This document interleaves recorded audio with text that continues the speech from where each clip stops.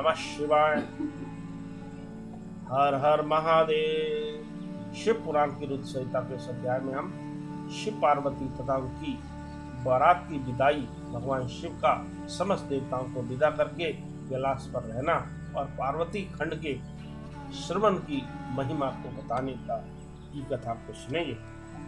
ब्रह्मा जी कहते हैं, नारद जी, ब्रह्मा जी ने देवी पार्वती को पतिव्रत धर्म की शिक्षा देने के पश्चात मैना को बुलाकर कहा, महारानी जी, अब अपनी पुत्री की यात्रा कराइए, इसे विदा कीजिए। तब बहुत अच्छा कहकर वे प्रेम के वशीभूत हो गई। फिर धैर्य धारण करके उन्होंने काली को बुलाया और उसके वियोग के भय से व्याकुल हो वे बेटी को बारंबार गले से लगाकर अत्यंत उच्च स्वर में रोने लगी। फिर पार्वती भी करुणाजनक बात कहती हुई जोर जोर से रो पड़ी। मैना और शिवा दोनों ही विरह शोक से पीड़ित हो मूर्छित हो गई। पार्वती के रोने से देव पत्नियां भी अपनी सुध हो बैठी। सारी स्त्रियां वहां रोने लगी। वे सबकी सब अचेत सी हो गई। उस यात्रा के समय परम प्रभु साक्षात योगेश्वर शिव भी रो पड़े। फिर दूसरा कौन चुप रह सकता था। उसी समय अपने समस्त पुत्रों, मंत्रियों और उत्तम ब्राह्मणों के साथ हिमालय शीघ्र वहां आ पहुंचे और मोहवश अपनी बच्ची को हृदय से लगाकर रोने लगे। बेटी, तुम मुझे छोड़कर कहाँ चली जा रही हो? ऐसा कहकर सारे जगत को सुना मानते हुए वे बारंबार विलाप करने लगे।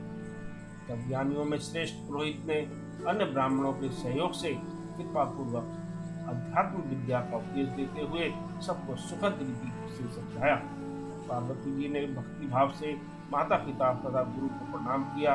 वे महामाया होकर भी लोकाचार बस बार बार रो उठती थी। पार्वती के रोने से ही सब स्त्रियां रोने लगती थी। माता मैना तो बहुत रोई, भौजाइयां भी रोने लगी। यही दशा भाइयों की थी। शिवा की माँ, भाभियां तथा अन्य युवतियां बारंबार रोदन करने लगी।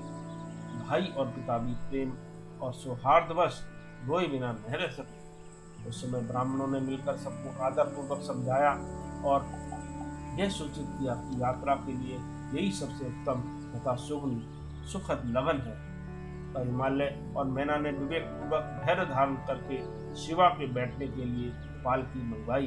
ब्राह्मणों की पत्नियों ने शिवा को उस पर चढ़ाया और सबने मिलकर आशीर्वाद दिया। माता पिता और ब्राह्मणों ने भी अपनी शुभकामना प्रकट की। मैना और हिमालय ने पार्वती को ऐसे ऐसे सामान दिए जो महारानी के योग्य थे। नाना प्रकार के द्रव्यों की शुभ राशि भेंट की जो दूसरों के लिए परम दुर्लभ थी।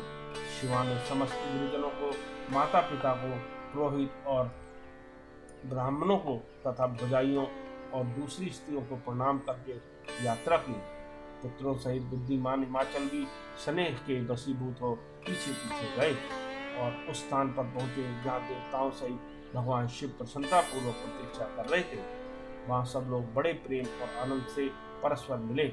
उन सब ने भगवान को प्रणाम किया और उनकी प्रशंसा करते हुए वे पुरी को लौट गए। तदनंतर कैलाश पहुंचकर भगवान शिव ने पार्वती से कहा, देवेश्वरी, तुम सदा से ही मेरी प्राण प्रिया हो। तुम्हें लीला पूर्वक इस बात की याद दिला रहा हूँ। तुम्हें पूर्व जन्म की बातों का स्मरण है, अतः मेरे और अपने नित्य संबंध का यदि तुम्हें स्मरण हो तो बताओ।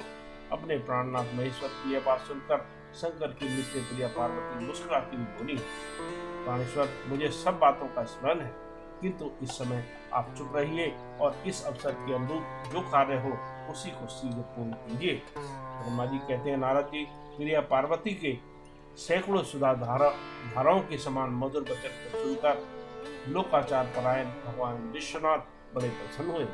उन्होंने बहुत सी सामग्रियां एकत्र करके नारायण आदि देवताओं को भांति भांति की मनोहर भोज्य वस्तुएं खिलाई। इसी तरह अपने विवाह में पधारे हुए दूसरे लोगों को भी भगवान शंकर ने प्रेम पूर्वक सुमधुर रस से युक्त नाना प्रकार का भोजन कराया।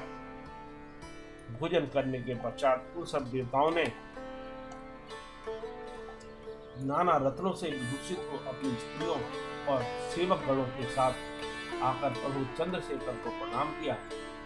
फिर प्रिय वचनों द्वारा प्रसन्नता पूर्वक उनकी स्तुति एवं परिक्रमा करके शिव विभाग की प्रशंसा करते हुए वे सब लोग अपने अपने धाम को चले गए। मुने साक्षात भगवान शिव ने लोकाचारवश भगवान विष्णु और मुझको भी प्रणाम किया। ठीक उसी तरह जैसे वामन रूपधारी श्री हरि ने महर्षि कश्यप को नमस्कार किया था, तब मैंने और श्री विष्णु ने शिव को हृदय से लगाकर उनको आशीर्वाद दिया। तदनंतर श्री हरि ने उन्हें परब्रह्म परमात्मा मानकर उनकी उत्तम स्तुति की। इसके बाद मेरे सहित भगवान विष्णु शिव से विदा ले शिवा और शिव को प्रसन्नतापूर्वक हाथ जोड़ उनके विवाह की प्रशंसा करते हुए अपने उत्तम धाम को गए। भगवान शिव भी पार्वती के साथ आनंद विहार करते हुए अपने निवासभूत कैलाश पर्वत पर रहने लगे। समस्त शिवगणों को इस विवाह से बड़ा सुख मिला। वे अत्यंत भक्तिपूर्वक शिवा और शिव की आराधना करने लगे। तात इस प्रकार मैंने परम मंगलमय भगवान शिव विवाह का वर्णन किया। यह शोक नाशक, आनंददायक और धन और आयु की वृद्धि करने वाला है। जो पुरुष भगवान शिव और शिवा में मन लगाकर पवित्र हो प्रतिदिन इस प्रसंग को सुनता है अथवा नियम पूर्वक दूसरों को सुनाता है, वह शिवलोक प्राप्त कर लेता है। यह अद्भुत आख्यान कहा गया है, जो मंगल का आवास स्थान है। यह संपूर्ण विघ्नों को शांत करके समस्त रोगों का नाश करने वाला है। इसके द्वारा स्वर्ग, यश, आयु तथा पुत्र और पौत्रों की प्राप्ति होती है। यह संपूर्ण कामनाओं को पूर्ण करता है, इस लोक में भोग देता है और परलोक में मोक्ष प्रदान करता है। इस प्रसंग को सुनने से अपमृत्यु का शमन होता है और परम शांति की प्राप्ति होती है। यह समस्त दुस्वप्नों का नाशक तथा बुद्धि एवं विवेक आदि का साधक है। अपने सुख की इच्छा रखने वाले लोगों को शिव संबंधी सभी उत्सवों में प्रसन्नता के साथ प्रयत्न पूर्वक इसका पाठ करना चाहिए। यह भगवान शिव को संतोष प्रदान करने वाला है। विशेषतः देवता आदि की प्रतिष्ठा के समय तथा शिव संबंधी सभी कार्यों के प्रसंग में प्रसन्नता पूर्वक इसका पाठ करना चाहिए अथवा पवित्र हो शिव पार्वती के इस कल्याणकारी चरित्र का श्रवण करना चाहिए। ऐसा करने से समस्त कार्य सिद्ध होते हैं। यह सत्य है, यह सत्य है, इसमें संशय नहीं है। इस प्रकार रुद्र संहिता का पार्वती खंड संपूर्ण होता है। ओम नमः शिवाय। हर हर महादेव।